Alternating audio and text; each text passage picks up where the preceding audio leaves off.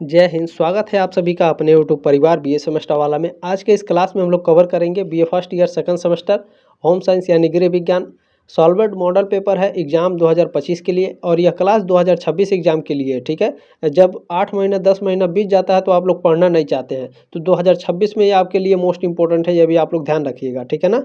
चले, आपके पेपर का नाम क्या है, देखिए, introduction to clothing and textile and family resource management, वस्त्र परिधान और परिवार संसाधन प्रबंध का परिचय, जो दीनदयाल उपाध्याय गोरखपुर विश्वविद्यालय है। पेपर कोड HSC 102 या HSC 103 ऐप हो सकता है, ध्यान रखेंगे इस बात का। ठीक है, चले, पेपर कोड चेंज हो जाता है तो कोई भी दिक्कत नहीं है, क्लास आप लोग अटेंड करिए। बाकी आपके यूनिवर्सिटी का जो भी पेपर कोड होगा आप लोग कमेंट बॉक्स में अपनी जो पेपर कोड है उसे आप लोग कमेंट जरूर करिएगा। ठीक है ना।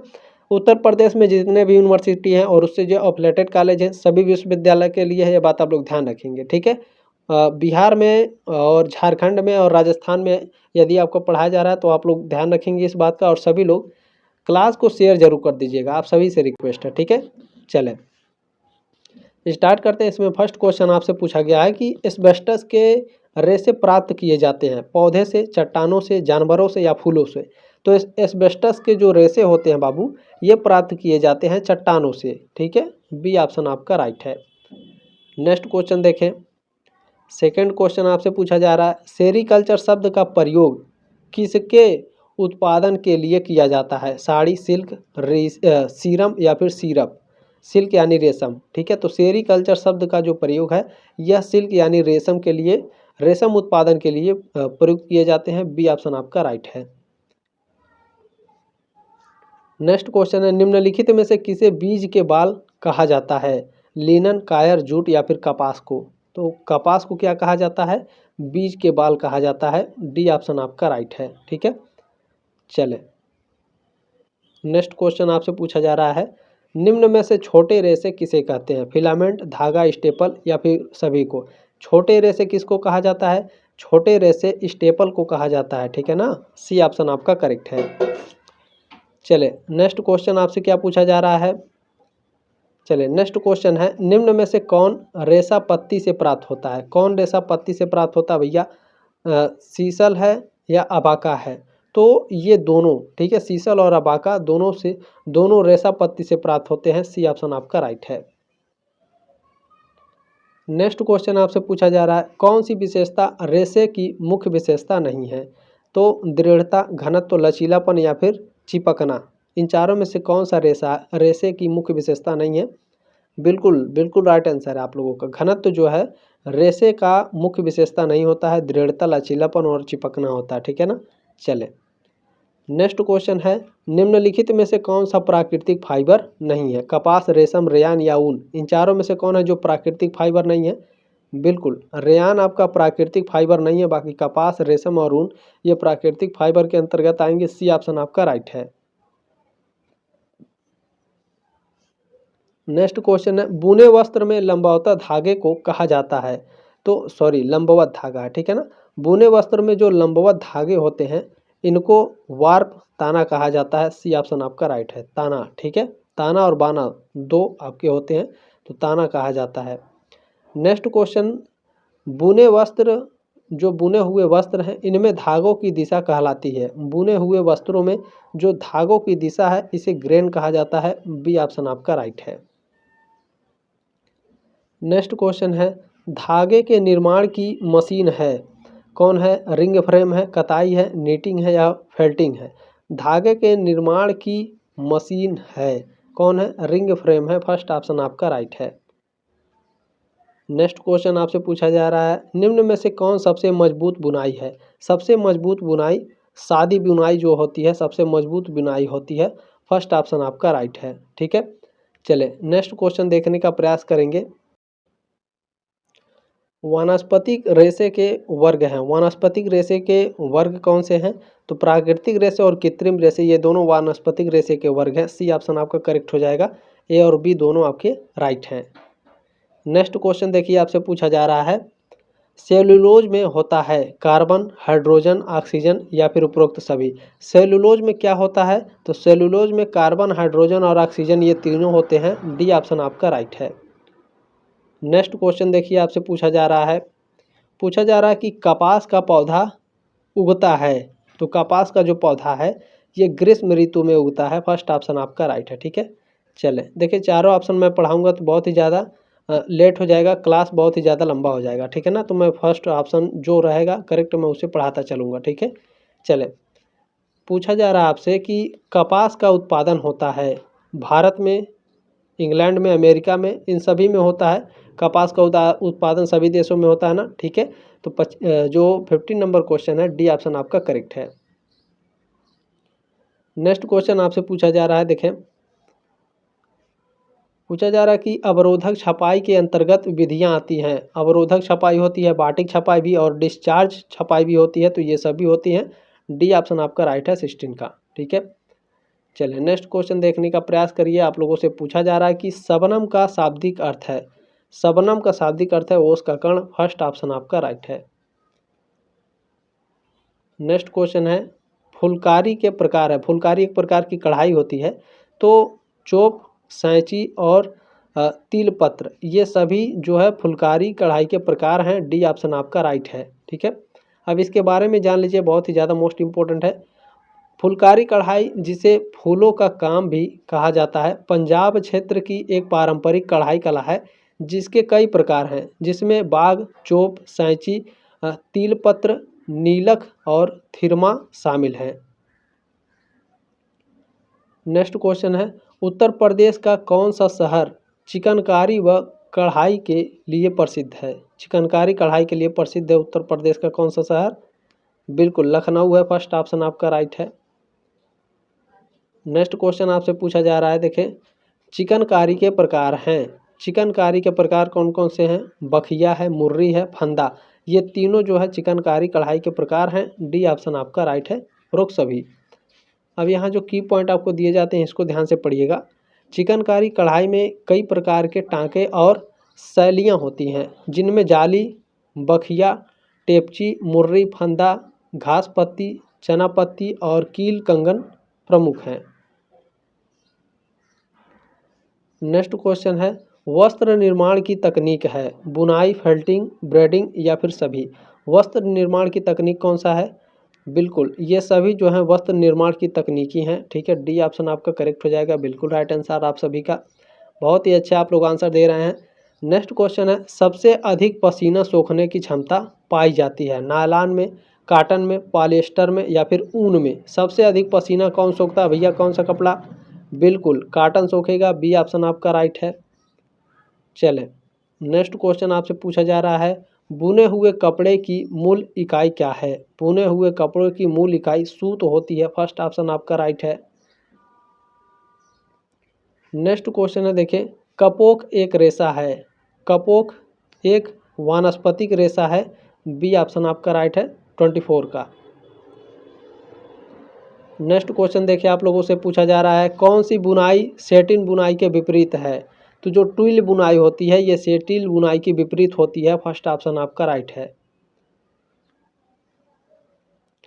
नेक्स्ट क्वेश्चन क्या है, देखें पूछा जा रहा है बुनाई प्रक्रिया में कितने हार्नेस का प्रयोग किया जाता है? बुनाई की प्रक्रिया में कितने हार्नेस का प्रयोग किया जाएगा? तो 2 हार्नेस का प्रयोग किया जाता है। बी ऑप्शन आपका राइट है। ठीक है, चलें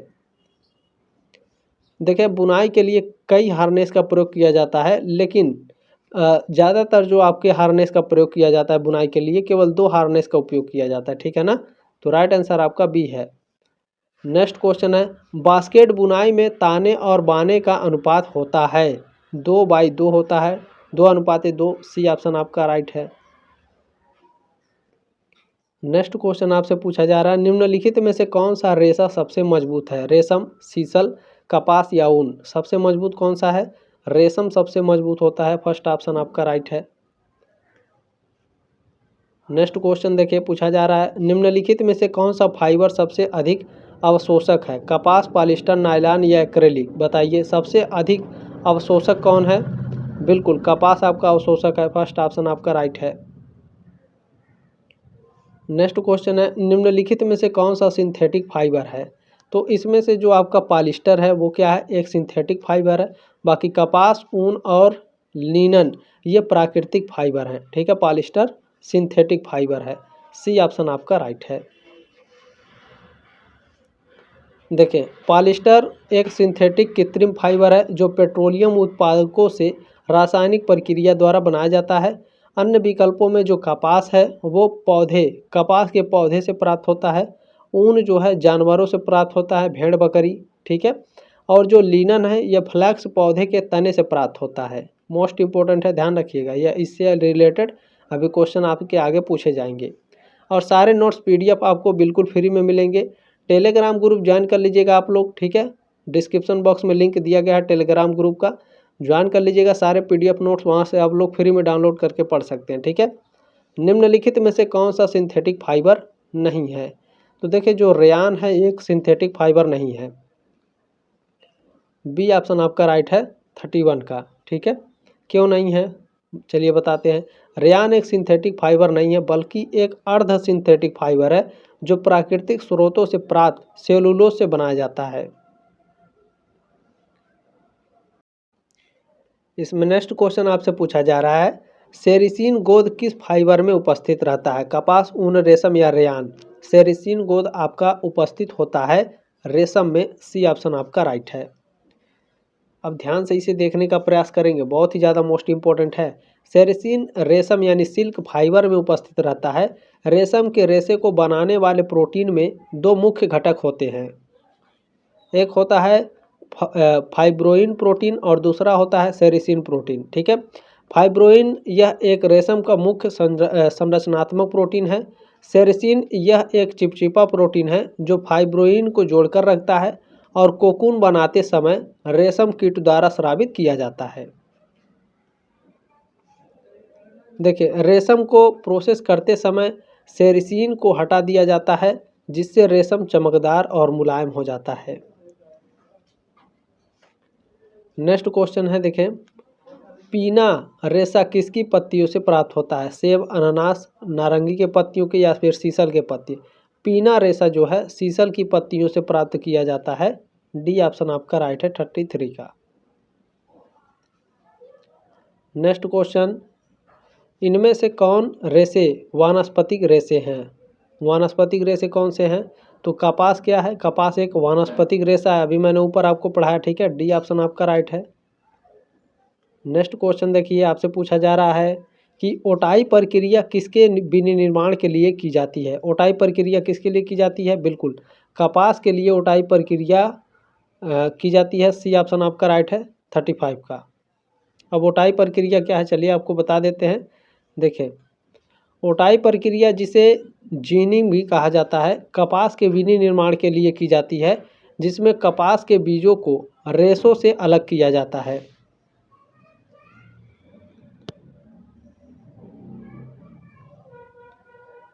चलिए नेक्स्ट क्वेश्चन देखने का प्रयास करिए आप लोग सभी लोग। देखें, कपास के पौधे के लिए कितने सेंटीमीटर वर्षा की आवश्यकता होती है? तो कपास के पौधे के लिए 40 से 50 सेंटीमीटर की बारिश आवश्यक है। डी ऑप्शन राइट है। बारिश नहीं हुई तो सींच करके काम चलाएंगे, ठीक है, जैसे गेहूँ सींचा जाता है। इनमें से कौन एक पुनर्जीवित रेशा है? पुनर्जीवित रेशा कौन सा है? रेयान एक पुनर्जीवित रेशा है। मोस्ट इंपॉर्टेंट क्वेश्चन है ये। डी ऑप्शन आपका राइट है 37 का। नेक्स्ट क्वेश्चन देखिए, आपसे पूछा जा रहा है, किस फाइबर को गोल्डन फाइबर के नाम से जाना जाता है? तो जो जूट होता है इसको गोल्डन फाइबर के नाम से जाना जाता है। बी ऑप्शन आपका राइट है। नेक्स्ट क्वेश्चन देखें, सार्वभौमिक रेशा है। सार्वभौमिक रेशा, कपास एक सार्वभौमिक रेशा है, ठीक है। फर्स्ट ऑप्शन आपका राइट है। नेक्स्ट क्वेश्चन पूछा जा रहा है, फिलामेंट रेशा है। ऊन, कपास, रेशम या जूट? इनमें से कौन फिलामेंट रेशा है? रेशम क्या है? एक फिलामेंट रेशा है, ठीक है। चलें, सी ऑप्शन आपका राइट है। नेक्स्ट क्वेश्चन, पत्ती वाला रेशम है, जूट, पीना या फिर सीसल? बताने का प्रयास करेंगे आप सभी लोग। बिल्कुल, देखिए, पीना और सीसल क्या है? पत्ती वाले रेशे हैं, अभी ऊपर आपने पढ़ाया, फिर आप लोग बिल्कुल राइट आंसर आप सभी का। डी ऑप्शन राइट है। नेक्स्ट क्वेश्चन है कि रिब बुनाई निम्न में से किस बुनाई का एक प्रकार है? रिब बुनाई सादी बुनाई का एक प्रकार है। बी ऑप्शन राइट है 42 का। नेक्स्ट क्वेश्चन क्या है? तने से प्राप्त रेशा है। तने से कौन सा रेशा प्राप्त होता है? लिनन क्या है? तने से प्राप्त होता है। डी ऑप्शन आपका राइट है, ठीक है। अभी ऊपर आपने क्या पढ़ा है, फ्लैक्स पौधे के तने से प्राप्त होता है लिनन। ठीक है, चले नेक्स्ट क्वेश्चन आपसे पूछा जा रहा है, सिल्क उत्पादन प्रक्रिया के लिए कौन सा शब्द प्रयुक्त होता है, मोरिकल्चर, टेरिकल्चर या सेरिकल्चर। सेरिकल्चर प्रयुक्त होता है, सी ऑप्शन आपका राइट है। चले नेक्स्ट क्वेश्चन आपसे पूछा जा रहा है, देखें विश्वव्यापी रेशा है कपास, लिनन, सिल्क या ऊन। बताइए विश्वव्यापी रेशा कौन सा है। कपास को विश्वव्यापी रेशा कहा जाता है, फर्स्ट ऑप्शन आपका राइट है। नेक्स्ट क्वेश्चन है, देखें रेशे को प्रत्यक्ष रूप से वस्त्र में बदलने की प्रक्रिया कहलाती है। तो रेशे को प्रत्यक्ष रूप से वस्त्र में बदलने की जो प्रक्रिया है कटाई कहलाती है, बी ऑप्शन आपका राइट है 46 का। देखें नेक्स्ट क्वेश्चन है, इनमें से कौन छोटे रेशे होते हैं जो इंच या सेंटीमीटर में मापे जाते हैं। तो जो फिलामेंट है यह इंच या सेंटीमीटर में मापा जाता है, फर्स्ट ऑप्शन आपका करेक्ट है। नेक्स्ट क्वेश्चन देखिए आप लोगों से पूछा जा रहा है, एसीटेट सेलुलोज रेयान तैयार करने का श्रेय जाता है, किसको जाता है, हेनरी व ट्रैकस को जाता है, फर्स्ट ऑप्शन आपका राइट है 48 का। ठीक है, अब यहाँ ध्यान से देखेंगे आप सभी लोग, एसीटेट सेलुलोज रेयान, ठीक है, तैयार करने का श्रेय दो स्विस भाई, ये स्वीडिश वैज्ञानिक थे, ठीक है, हेनरी और कैमिली ड्रेफस, ठीक है, जिन्होंने प्रथम विश्व युद्ध के दौरान इंग्लैंड में सेलुलोज डाइएसिटेट का उत्पादन किया था। अब इन्हीं से रिलेटेड आपके एग्जाम में क्वेश्चन पूछा गया है, देखें सर्वप्रथम हेनरी व ड्रेफस ने रेयान का निर्माण कब किया था, 1914 में प्रथम विश्व युद्ध हुआ था ना। ठीक है, चले नेक्स्ट क्वेश्चन है, जादुई रेशा कहा जाता है नायलॉन को, रेयान को, रेशम को या फिर सिल्क। बताइए किसको कहा जाएगा जादुई रेशा।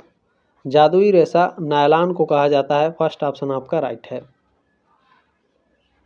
नेक्स्ट क्वेश्चन है, नायलॉन को अन्य संज्ञा दी गई है। नायलॉन को जादुई रेशे, सुगम जीवन रेशे, ये दोनों कहा जाता है नायलॉन को, सी ऑप्शन आपका राइट है। नेक्स्ट क्वेश्चन है, सर्वप्रथम कांच के रेशे का बनाने का श्रेय जाता है। सर्वप्रथम कांच के रेशे को बनाने का जो श्रेय है ये जाता है किसको, बिल्कुल राइट है जर्मनी को, बी ऑप्शन आपका राइट है 52 का। नेक्स्ट क्वेश्चन देखने का प्रयास करेंगे सभी लोग, धागे के मुख्य प्रकार हैं, साधारण धागे होते हैं, मिश्रित धागे होते हैं। तो ये दोनों प्रकार के धागे होते हैं, सी ऑप्शन आपका करेक्ट है। नेक्स्ट क्वेश्चन है, वस्त्र निर्माण की अवस्थाएं हैं, शेडिंग, प्रिकिंग या बेटनिंग या फिर सभी। वस्त्र निर्माण की अवस्थाएं कौन सी हैं, तो देखें शेडिंग होता है, प्रिकिंग और बेटनिंग, ये तीनों हैं, डी ऑप्शन आपका राइट है 54 का। नेक्स्ट क्वेश्चन है, देखें रंग के प्रकार हैं, प्राकृतिक रंग होता है, श्लेषित रंग होता है, दोनों प्रकार के रंग होते हैं, सी ऑप्शन आपका राइट है। नेक्स्ट क्वेश्चन है, देखें संश्लेषित रंग का आविष्कार हुआ। संश्लेषित रंग का जो आविष्कार है यह 1856 में हुआ था, फर्स्ट ऑप्शन आपका राइट है। देखें संश्लेषित रंग सिंथेटिक डाई का आविष्कार 1856 में हुआ था, जब विलियम हेनरी पर्किन ने मॉबे या एनिलीन पर्पल का संश्लेषण किया था। नेक्स्ट क्वेश्चन है, देखिए रजक की विशेषताएं हैं। रजक की विशेषताएं हैं, जल में घुलनशील होते हैं रजक, रेशों में भीतर पहुंचकर आत्मसात हो जाते हैं, ये रंग की अत्यंत सूक्ष्म कण होते हैं, डी ऑप्शन आपका राइट है। देखिए नेक्स्ट क्वेश्चन पूछा है, ऊन से निर्मित वस्त्र नहीं है, क्रेप, होपस्पन, सटिंग या वायल। तो क्रेप, होपस्पन और सटिंग ये तीनों आपके ऊन से निर्मित होते हैं, वायल नहीं होता है, तो डी ऑप्शन आपका राइट है 58 का। नेक्स्ट क्वेश्चन है, देखिए पूछा गया है कि ट्विल बुनाई के प्रकार हैं। तो ट्विल बुनाई जो है डायमंड ट्विल, लहरदार ट्विल और नुकीली ट्विल, ये सभी ट्विल बुनाई के प्रकार हैं, डी ऑप्शन आपका राइट है 59 का। नेक्स्ट क्वेश्चन आपसे पूछा जा रहा है कि परिसज्जाओं के प्रकार हैं। तो परिसज्जाओं के जो प्रकार हैं वो यांत्रिक परिसज्जा और रासायनिक परिसज्जा दोनों होती है, सी ऑप्शन आपका करेक्ट है, ए और बी दोनों आपके राइट है, ठीक है ना। चलें नेक्स्ट क्वेश्चन आपसे पूछा जा रहा है, यांत्रिक परिसज्जा किसके द्वारा की जाती है। यांत्रिक परिसज्जा मशीनों के द्वारा की जाती है, फर्स्ट ऑप्शन आपका राइट है। नेक्स्ट क्वेश्चन है, देखिए कैलेंडरिंग प्रक्रिया द्वारा 1 मिनट में कितना मीटर कपड़ा चिकना किया जाता है। कैलेंडरिंग प्रक्रिया के द्वारा 1 मिनट में 140 मीटर कपड़ा चिकना किया जाता है। फर्स्ट ऑप्शन आपका राइट है। नेक्स्ट क्वेश्चन है, देखें मलमल बुनाई का सूती वस्त्र है सादी, ट्विल, साटिन या फिर सेटिन। मलमल बुनाई का सूती वस्त्र है सादी है। फर्स्ट ऑप्शन आपका राइट है। मलमल बुनाई का सूती वस्त्र है सादी, मलमल बुनाई का सूती वस्त्र है। ठीक है, चलिए नेक्स्ट क्वेश्चन है, खनिज रेशे हैं। खनिज रेशे सोना और चांदी दोनों खनिज रेशे हैं। सी ऑप्शन आपका राइट है और बी दोनों आपके राइट हैं।